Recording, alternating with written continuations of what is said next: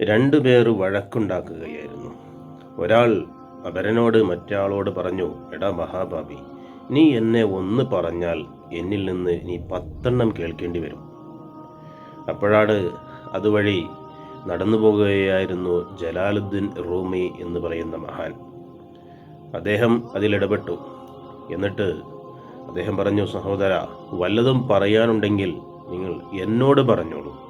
എന്നാൽ നിങ്ങളിൽ നിന്ന് എത്ര 1000 വഴക്ക് എന്നെ പറഞ്ഞാലും എന്നിൽ നിന്ന് ഒന്നും തന്നെ നിങ്ങൾ കേൾക്കേണ്ടി വരില്ല, ഞാൻ ഒന്നും തിരിച്ചു പറയുകയില്ല എന്ന്.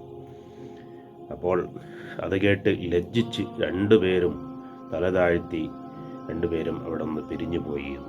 അപ്പോൾ വഴക്കുണ്ടാക്കുമ്പോൾ അങ്ങോട്ടും ഇങ്ങോട്ടും ഒരാൾ മറ്റൊരാളോട് പറയുന്നതിനനുസരിച്ച് അതിൻ്റെ ഇരട്ടിയായിട്ട് അവിടെ നിന്ന് ഇങ്ങോട്ട് പറയുകയാണെങ്കിൽ ഒരിക്കലും ആ വഴക്ക് തീരുന്നില്ല, കുറ്റം അധികരിക്കുക മാത്രമേ ഉള്ളൂ.